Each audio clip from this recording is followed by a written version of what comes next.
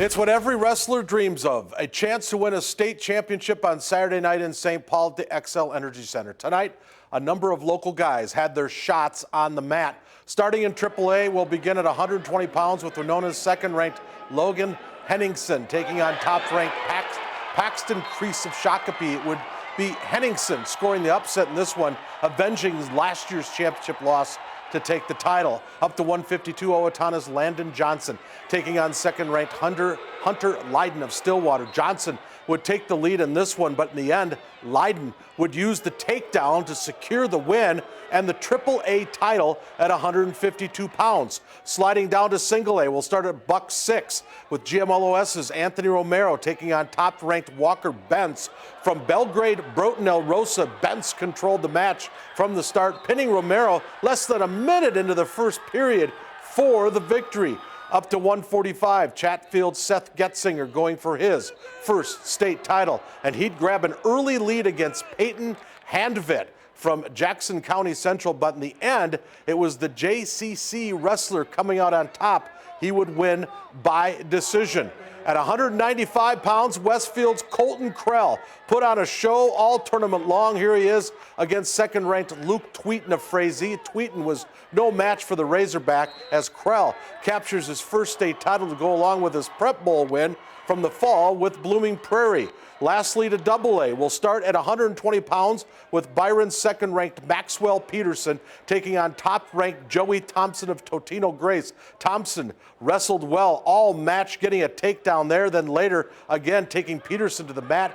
Peterson finished the year with 3 losses, 2 to Thompson and 1 to a AAA state champion Henningsen. Now up to 132, older brother and also second-ranked Mitchell Peterson taking on top-ranked Charlie Piquel from Mankato West, and the future NDSU Bison put up a fight in this one, but when the clock hit 0, it was the Scarlet who came out on top, winning by decision. Up to 170, KM's top-ranked Bennett Berge looked to avenge his section championship loss to Simley's second-ranked Gavin Nelson.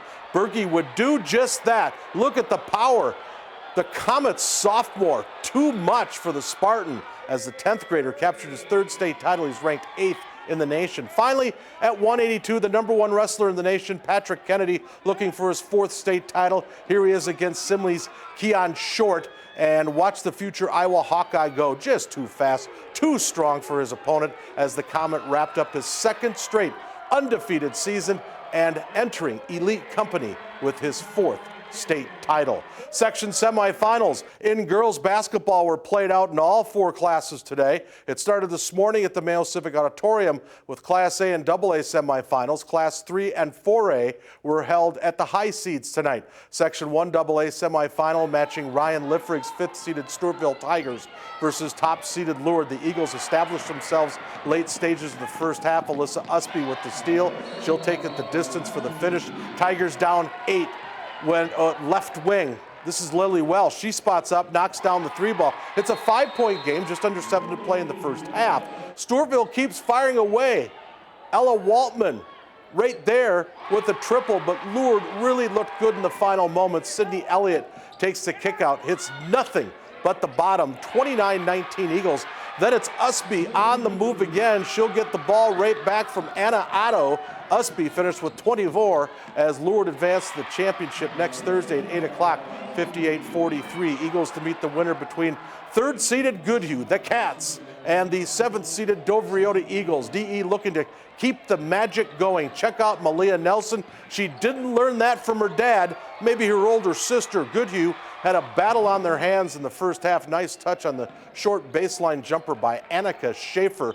Cats started to find a little rhythm on offense. Tori Miller hits the tough shot, but Goodhue just couldn't shake the Eagles. Nelson with the nifty pass to Allison Thompson, who goes strong to the bucket for 2. DE upset 2nd-seeded Lake City early in the week, but it wasn't going to happen tonight. Goodhue has been there, done that. It continued tonight. Jocelyn Carlson with the and 1. It's the Wildcats versus Lourdes next Thursday night. Cats win this 63-44. Down to single A, top-seeded Blooming Prairie looking to advance to the section title, taking on 4th-seeded Hayfield this morning in the auditorium. Second half, this was all Blossoms. Check out the ball movement from BP. Julia Workey drains the triple. Blossoms up 17. Later in the half, BP looking to extend their lead. Maya Lemke finds Megan Oswald. She had 18 in the game, BP up 19, but they weren't done yet. After that, Bobby Bruns took over the game. She shakes off the defender, lays it in. BP now up by 23 points.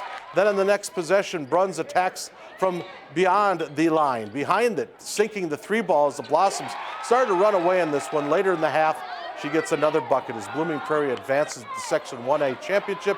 They beat Hayfield 62-33. Second-seeded Fillmore Central looking to join Blooming Prairie in that title game. Falcons versus sixth-seeded Grand Meadow. The Falcons add to their 25-10 halftime lead. Cassidy Broadwater dribbling right around the Superlarks for the lay-in. Then Broadwater left open. She'll hoist up a triple. It looked like this one might be a laugher. It was anything but. Grand Meadow forced the comeback.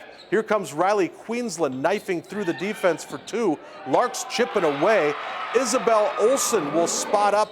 She'll drain the triple. Grand Meadow had a chance at the end to win this ball game. Fillmore Central would escape. Maddie Craigie scores from down low on all sorts of traffic as the Falcons advance to the 1A championship game versus Blooming Prairie on Thursday at 6. 43-41 the final. Section 1 4A semifinals for second-seeded Mayo. Spartans hosted third-seeded New Prague. This was a low-scoring, tough game. The Spartans' Anna Miller was up to the challenge. Strong inside for two, her 18 on the night. Then Jess Kunkel finds Miller in the paint once again. 6'3" junior converts. Spartans in a slugfest with the Trojans. New Prague finds Amanda Giesen down low. She converts plus the foul. This is a 15-15 game at half. Not much scoring in the second half as well, but Mayo survives by the 33-30 final. The Spartans' 18th straight victory. They'll meet top-seeded Farmington in the section championship game next Friday at 6 o'clock in the arena. The Tigers have won 14 games in a row, ending JM season. In the 3A tournament, Red Wing cruises, but they look at the upset. Third-seeded Cassid Manorville won on the road, defeated the defending section champion Austin Packers 57-47.